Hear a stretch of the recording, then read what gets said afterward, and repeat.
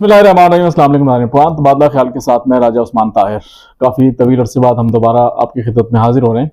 नाज़रीन, आपको बताते चलें कि अल्लाह रब्बुल इज़्ज़त जब इक़्तिदार देता है फिर आजमाइश में भी डालता है, और इस इक़्तिदार में और ओहदों और मर्तबों में वही लोग कामयाब होते हैं जो इंसारी के साथ अल्लाह के हुज़ूर इसका शुक्र अदा करते हैं। आपको बताते चलें, इसकी वाज़ेह मिसाल मैं ये आपको बताता चलूँ कि सरदार तनवीर इलियास ने अल्लाह ताला ने इक़्तिदार सौंपा, लेकिन वो इक़्तिदार को संभाल नहीं सके। और इसकी वाज़ेह मिसाल है कि जितनी तेज़ी से वो ऊपर गए, इतनी तेज़ी से दोबारा वो नीचे ज़मीन पे आ गए। तो ये एक ऐसी हमारे सामने मिसालें होती हैं कि अल्लाह ताला इक़्तिदार दे के, ओहदे मर्तबे दे के भी आज़माता है और लेके भी आज़माता है। तो इंसान को अपने जो गर्दन में सरिया है वो बिल्कुल नहीं होना चाहिए, और जो अवामी खिदमत है और अल्लाह ताला के हुज़ूर इसका शुक्र अदा करना चाहिए। लेकिन बाज़ लोग इन बातों को भूल जाते हैं। नाज़रीन, आज़ाद कश्मीर की पार्लियामानी तारीख में ये दूसरा वाक़या है कि 2 सालों में 3 वज़ीर-ए-आज़म जो हैं वो चेंज हुए हैं। इसकी क्या वजूहात हैं? ये सिस्टम क्यों नहीं? इससे कबल भी ये एक वाक़या हुआ था कि 2-3 वज़ीर-ए-आज़म बदले हुए थे, और अभी हालिया जो 2021 में इलेक्शन हुए थे, और अब ये तीसरा वज़ीर-ए-आज़म है जो अभी जिनको मुंतखब किया गया है। और लग ये रहा है कि आने वाला सिस्टम, हमारी जो दुआ है कि अल्लाह करे कि सिस्टम आगे चले, ग्रो करे, लोगों के मसाइल हल हों। और इस सिलसिले के ऊपर भी जो वज़ीर-ए-आज़म साहब चेंज हुए हैं, जो अब चौधरी अनवारुल हक साहब को जिम्मेदारियां सौंपी गई हैं, मिली हैं, क्या वो कहाँ तक इस पे ओहदा भरा हो सकेंगे और कामयाब होंगे? क्या उनके लिए मुश्किलात, आने वाले चैलेंजेस क्या क्या होंगे, इसके ऊपर बात करेंगे। और इसके साथ साथ L15 हल्का बस्ती बाग जो है, जहाँ से तनवीर इलियास साहब को नाअहल करार दे के वो सीट खाली करार दी गई है। अब इलेक्शन कमीशन ने उसको शेड्यूल भी जारी किया है, 8 जून को इलेक्शन होना करार पाए हैं। तो इसके ऊपर भी बात करेंगे, और इस तमाम तरह सूरत-ए-हाल पे बात करने के लिए हमारे साथ मौजूद हैं मुर्तज़ा दुरानी साहब। मुर्तज़ा दुरानी साहब, हम आपको वेलकम कहते हैं और आपका बहुत बहुत शुक्रिया। मैं सबसे पहले आपसे ये पूछूंगा दुरानी साहब कि जिस तरह तमाम तरह सूरत-ए-हाल आपके सामने है कि आज़ाद कश्मीर की पार्लियामानी तारीख में ये दूसरा बड़ा वाक़या है कि 3 वज़ीर-ए-आज़म जो हैं वो अब तब्दील हुए हैं। तो अब सबसे पहले मैं ये पूछना चाह रहा हूँ, नाज़रीन भी ये जानना चाह रहे हैं कि क्या ये सिस्टम आगे चल पाएगा? जिस तरह PDM की एक फॉरवर्ड ब्लॉक बन के PDM के साथ मिल के, नून लीग और पीपल्स पार्टी के साथ मिलकर ये हुकूमत बनी है, और आने वाले दौर में क्या क्या चैलेंजेस हैं, क्या क्या मुश्किलात चौधरी अनवारुल हक साहब को पेश आ सकती हैं? बहुत शुक्रिया राय साहब। असल में आपने जो पार्लियामानी तारीख की बात की, तो उससे पहले 2009 में जो है वो सरदार अतीक साहब जो मुस्लिम कॉन्फ्रेंस के प्राइम मिनिस्टर थे, मुस्लिम कॉन्फ्रेंस के प्रेसिडेंट भी हैं आज तक, उनके खिलाफ पहली बार तहरीक अदम एतमाद जो है वो पेश हुई थी, और वो कामयाब हुई थी। 5 जनवरी 2009 की बात है। और उसके बाद जो है वो एक सिलसिला चल पड़ा। उसके 1 साल के बाद फिर एक तहरीक अदम एतमाद पेश हुई, और राजा फारूक हैदर साहब उसी असेंबली में मुंतखब हुए। फिर उनके खिलाफ 1 साल के बाद तहरीक अदम एतमाद पेश हुई, तो सरदार अतीक साहब दोबारा उसी असेंबली में बने। मतलब 3 बार जो है वो 2006 वाली असेंबली जो है उसने 3 प्राइम मिनिस्टर मुंतखब किए थे। तो उससे पहले जो है एक बार अदम एतमाद की कोशिश हुई थी, जो मुमताज़ राठौर साहब स्पीकर कानून साज असेंबली थे 96 में मरहूम, उन्होंने बैरिस्टर सुल्तान महमूद जो प्राइम मिनिस्टर थे उनके खिलाफ तहरीक अदम एतमाद पेश करने की कोशिश की, पेश की गई, लेकिन वो तहरीक अदम एतमाद नाकाम हो गई थी। उसके बाद जो है फिर ये सिलसिला ना चल सका। फिर एक बार सरदार सिकंदर याद साहब जो प्राइम मिनिस्टर थे 2001 में, वो मुंतखब हुए मुस्लिम कॉन्फ्रेंस के टिकट पर, तो उनके खिलाफ 2003 में सरदार अतीक साहब ने कोशिश की, लेकिन वो तहरीक अदम एतमाद पेश होने से पहले ही जो है वो इख्तलाफात का शिकार होगी पार्टी, और फिर उन्होंने तहरीक अदम एतमाद पेश ना की। और सरदार अतीक साहब उस वक्त चेयरमैन पब्लिक अकाउंट्स कमेटी बन गए। वज़ीर-ए-आज़म आज़ाद कश्मीर बनने के बजाय चेयरमैन पब्लिक अकाउंट्स कमेटी बन गए। तो अब जो सूरत हाल पैदा हुई है, अब तो आप देखें कि ये पहले स्पीकर असेंबली हैं चौधरी अनवारुल हक, जो चेयरमैन पब्लिक अकाउंट्स कमेटी भी थे, और जो पहले स्पीकर हैं। इससे पहले भी आपको मैं बताता चलूं कि जितने स्पीकर असेंबली रहे हैं, उनकी दिल में बड़ी ख्वाहिश होती थी कि वो स्पीकर असेंबली के बजाय, या स्पीकर असेंबली से के बाद उनका अगला जो मरला हो, या अगली जो मंजिल है, वो वज़ारत उज़्मा हो। इसमें शाह गुलाम कादर साहब की भी जो दिल में ख्वाहिश रही, जो वो ख्वाहिश ही रही। इससे पहले जो है चौधरी अब्दुल मजीद साहब भी एज ए स्पीकर असेंबली, उनकी भी ख्वाहिश थी, तो फिर वो बैरिस्टर सुल्तान महमूद के खिलाफ पेश ना हो सकी, कामयाब ना हो सकी वो ख्वाहिश। लेकिन चौधरी अब्दुल मजीद साहब फिर स्पीकर असेंबली के बाद फिर वो पार्टी प्रेसिडेंट बने, अपोजिशन लीडर बने, तो 2011 में फिर उनको प्राइम मिनिस्टर बनाया गया। लेकिन चौधरी अनवारुल हक साहब जब 2009 में पहली बार तहरीक अदम पेश हुई तो उसमें अनवारुल हक साहब जो है वो बैरिस्टर सुल्तान महमूद ग्रुप में थे, तो उनको एक बार वजारत PPH दी गई। लेकिन जो 2010 में जब तहरीक अदम फारूक हैदर साहब के खिलाफ पेश हुई थी तो उसमें सरदार अतीक साहब वज़ीर आज़म बने थे, तो पहली बार चौधरी अनवारुल हक साहब स्पीकर असेंबली मुंतखब हुए थे। अच्छा। तो उसके बाद फिर अनवारुल हक साहब 2016 का इलेक्शन जो है वो 2011 का इलेक्शन भी हार गए और फिर 2016 का इलेक्शन भी हार गए।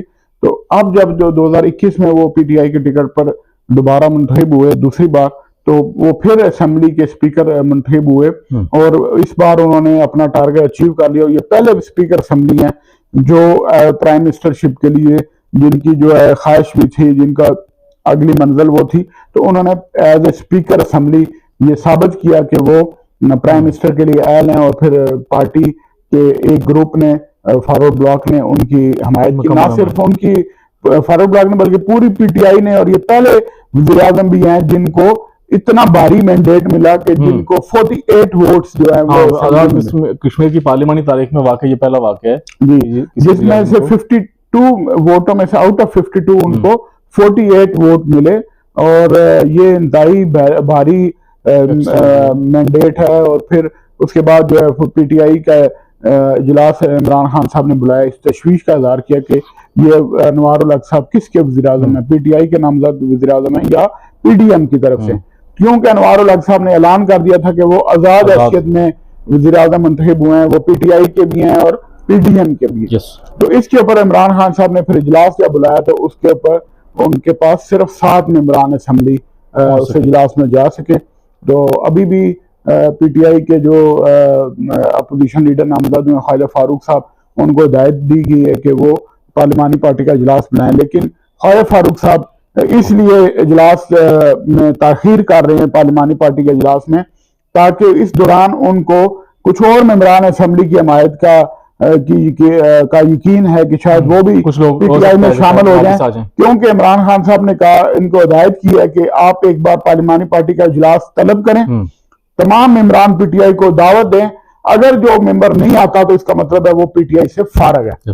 तो अब ख्वाजा फारूक साहब की कोशिश है कि ज्यादा से ज्यादा मेंबरान असेंबली जो है PTI के वो वापस जो है PTI में शामिल हो, ताकि फिर 7 मेंबरान से उनका फिगर जो है डबल फिगर में चला जाए, उसका नंबर डबल फिगर में चला जाए, 7 से 14 हो जाए या 12 हो जाए, ताकि उसके बाद फिर एक हतमी लामल जो है वो PTI। अच्छा, इस तरह की कुछ खबरें हैं दुरानी साहब के शायद कुछ लोग वापस जो फॉरवर्ड ब्लॉक बना था, हो सकता है कुछ लोग वापस PTI में जाने के ख्वाहिशमंद हैं, इस तरह की खबरें देखें। अभी तक तो कोई वाज़ेह नहीं हुआ, सब लोग ये कह रहे हैं, हम क्लेम कर रहे हैं कि हम तो PTI का हिस्सा हैं, कोई फॉरवर्ड ब्लॉक अनाउंस नहीं हुआ ऑफिशियली। बैरिस्टर सुल्तान महमूद साहब जो सदर रियासत हैं, उनके पास 5 मेंबरान असेंबली थे।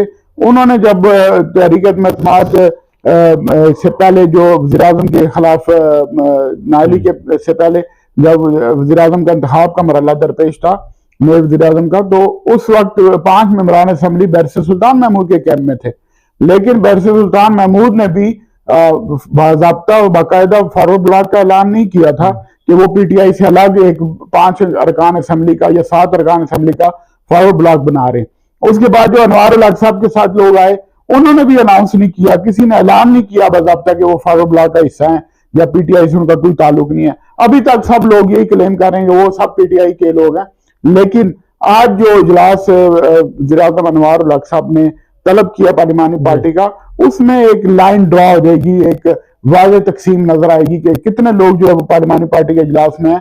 और एक और जो मरहला दरपेश है वज़ीर आज़म को, वो काबीना की तश्कील है। जब वज़ीर आज़म काबीना की तश्कील मुकम्मल कर लेंगे, तश्कील दे देंगे काबीना, या काबीना की तादाद में इजाफा कर लेंगे आईनी तरमीम के जरिए, उसके बाद जो है जो लोग काबीना में शामिल होने से महरूम रह जाएंगे या जिनको अपनी मर्जी के पोर्टफोलियोज नहीं मिलेंगे, वो डेफिनेटली वापस PTI का रुख करेंगे, क्योंकि उनके पास ना तो आगे कोई रास्ता ना पीछे जाने का रास्ता।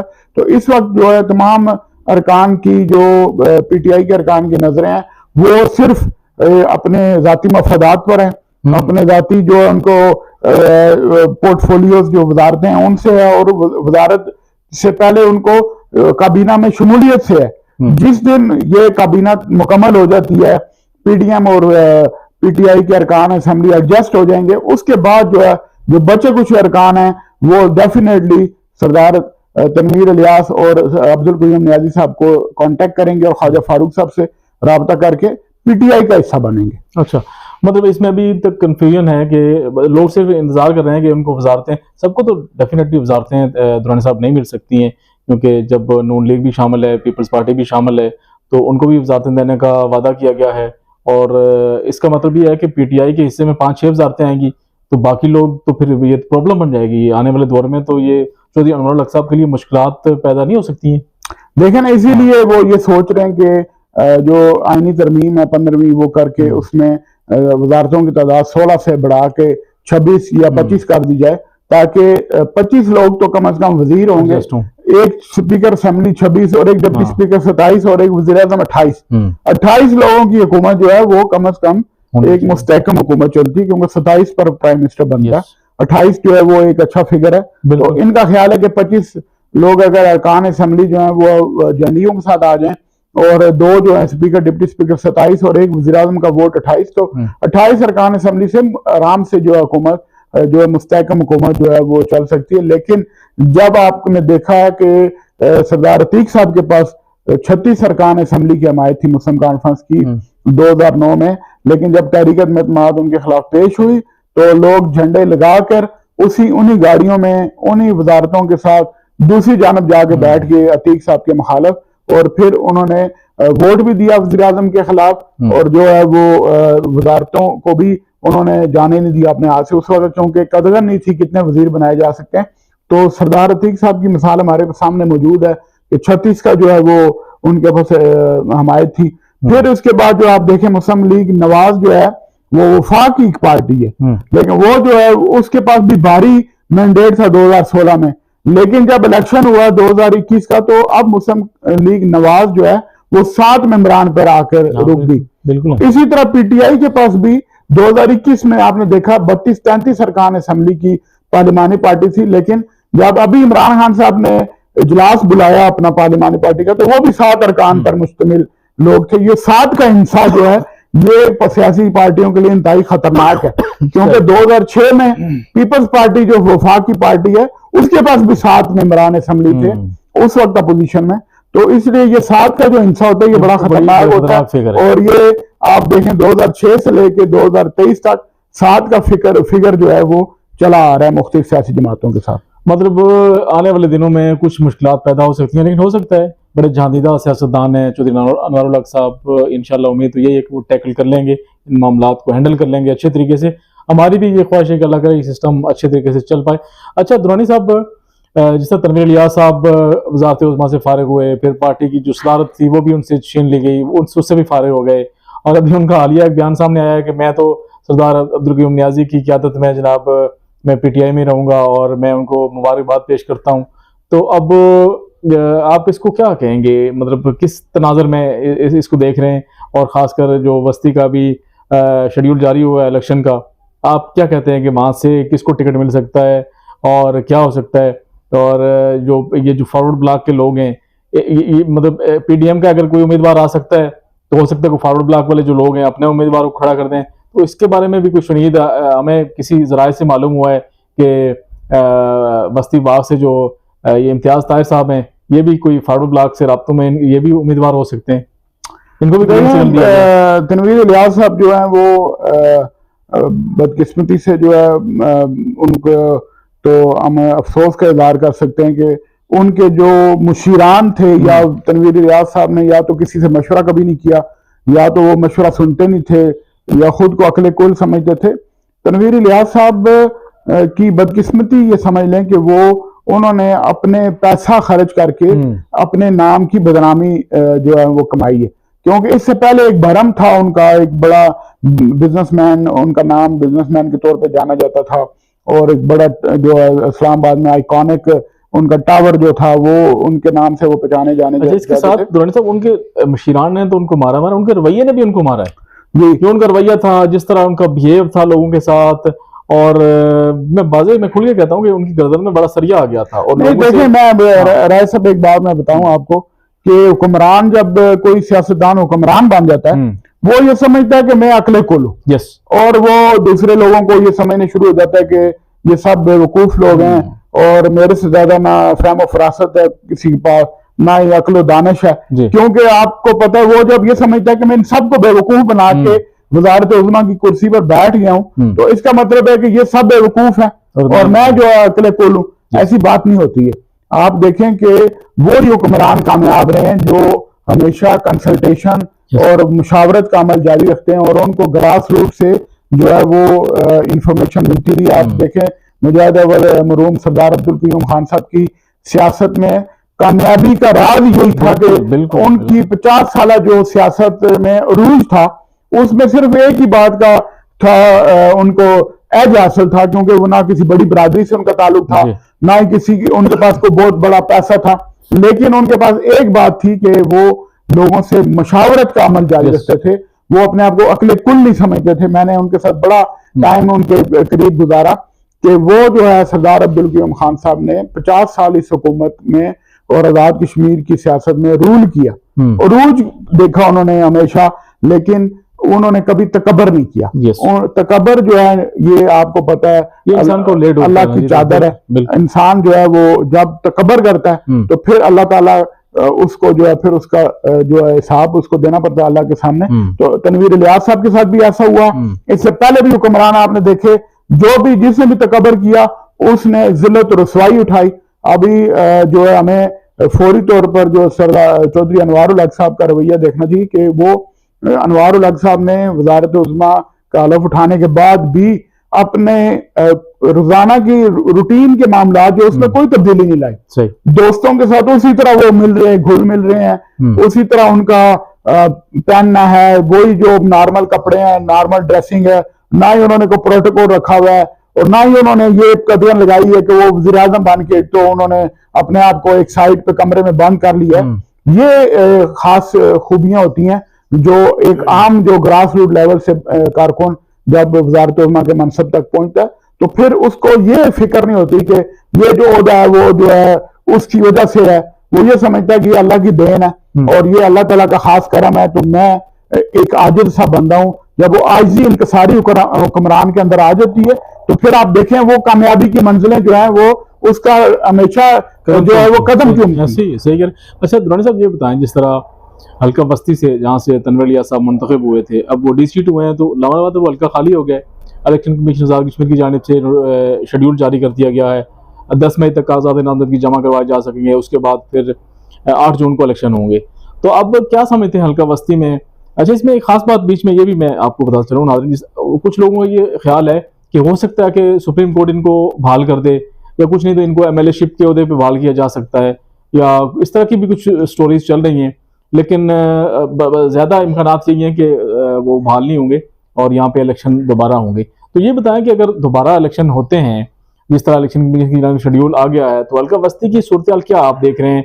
PDM मुश्तरका उम्मीदवार अपना को ला सकती है, पीपल्स पार्टी नून लीग मिल के, मतलब पहले नियर टू विन जो थे वो सरदार कमरज़मान साहब के साहबजादे जो हैं ज़िया कमर, पीपल्स पार्टी से इनका ताल्लुक है, वो थे।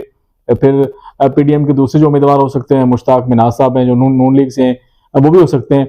और इसके साथ साथ एक और जो खबर हमें मिली है वो ये मिली है कि फारूकल्ला के कुछ लोग अगर मतलब अगर अपना अभी तक तो उनको ये नहीं पता कि कौन सी वो जमात से हैं, लेकिन अगर वो ऐलान कर देते हैं किसी भी हवाले से कहीं आगे पीछे तो वो भी अपना कोई उम्मीदवार खड़ा कर सकते हैं।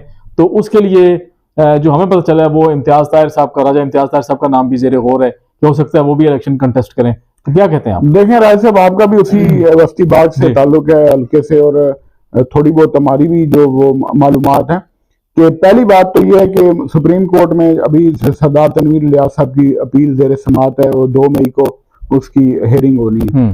तो अभी तो ये मामला जो है वो कोर्ट में इसके ऊपर कोई कमेंट नहीं किया जा सकता कि अभी अदालत क्या फैसला करेगी।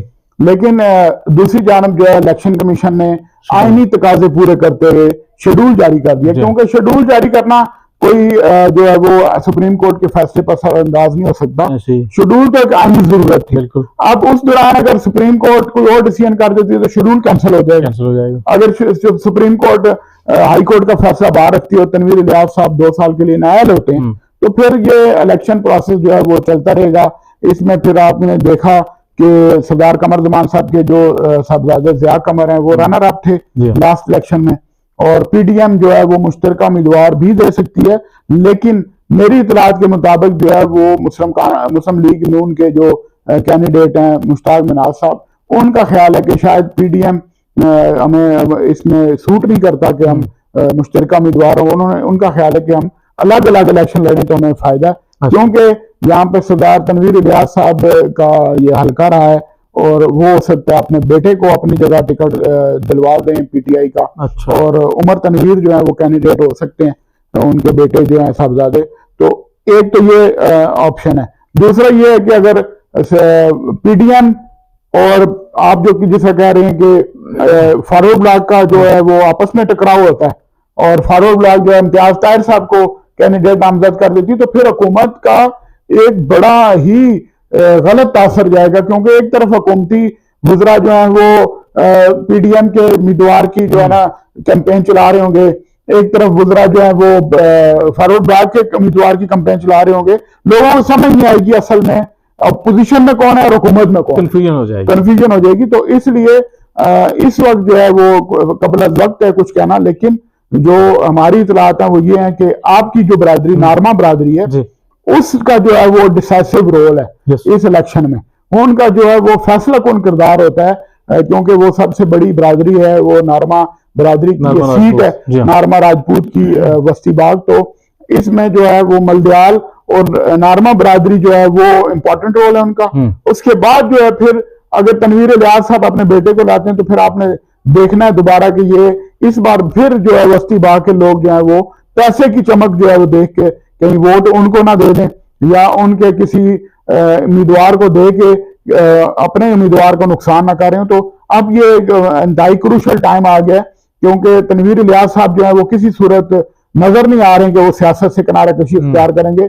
उन्होंने जो अब दोबारा एक्टिविटी शुरू कर दी है, शायद उनका ख्याल है कि मैंने इतनी बड़ी इन्वेस्टमेंट की है इस सियासत में, तो अब मैं इससे पीछे हटूंगा तो इन्वेस्टमेंट मेरी जीरो हो जाएगी, जाया हो जाएगी। तो उस इन्वेस्टमेंट को कैश कराने के लिए वो अब कंटिन्यू प्रोसेस में रहना चाह रहे हैं और पीटीआई का भी वो साथ देना चाह रहे हैं, पीटीआई में भी रहना चाह रहे हैं। और आपने देखा कि उन्होंने उन सरदार अब्दुल क़य्यूम नियाज़ी को बतौर सदर पार्टी एक्सेप्ट कर लिया जिनको उन्होंने पिछले साल जो अदम एतमाद करके वज़ारत से निकाला था। सही बात। तो अब आप देखें सियासत के सीने में दिल नहीं होता और सियासत में जो है कोई बात हरफ आखिर भी नहीं होती और ना ही सियासत में दोस्तियां और दुश्मनियां जो है मुस्तकिल होती हैं। बिल्कुल आप सही फरमा रहे हैं दुरानी साहब। लेकिन मैं ये बताता चलूं कि बस्ती के लोग जो हैं वो बड़े बाशऊर लोग हैं और खासकर जो नारमा बरादरी के लोग हैं, नारमा राजपूत, अब उनको मेरे ख्याल से इस दफ़ा कोई ऐसा गलत डिसीजन बिल्कुल नहीं करेंगे जिस तरह लास्ट टाइम उन्होंने गलत डिसीजन किया तनवीर इलियास साहब को वोट देके। और लोगों ने देखा कि तनवीर इलियास साहब पूरे 2 साल जो है वो हल्के में नहीं गए, लोगों के दुख सुखों में शरीक नहीं हुए और जगहों पर उन्होंने कहा जी मैंने तो पैसे देके लोगों से वोट लिए। तो अब की बार जो लोग मेरे ख्याल से सोच समझ के फैसला करेंगे, उमर तनवीर आता है, कोई और आता है, तनवीर इलियास साहब का कोई और उम्मीदवार सामने आता है पीटीआई का, तो लेकिन मेरे ख्याल से जो हमारी बरादरी ने सबसे पहले जोलियां भर के जिस तरह उनको वोट दिए थे, और मैं इस चीज़ का गवाह हूँ जिस तरह उन्होंने मुतअद्दिद बार ये कहा कि मैंने पैसे देके वोट लिए, ऐसी कोई सूरत नहीं है। बड़े बाशऊर लोग हैं नारमा बरादरी के लोग, और इस दफ़ा मेरे ख्याल से कोई ऐसा गलत फैसला वो नहीं करेंगे कि ताकि वो उनकी आने वाली जो नस्लें हैं वो भी इसका खमियाजा भुगतेंगी और बड़ा सोच समझ के अपना वोट पोल करेंगे। अल्लाह करे कि ये सिलसिला बड़े अच्छे तरीके से हो, हमारी यही दुआ है। दुरानी साहब आपका बहुत बहुत शुक्रिया।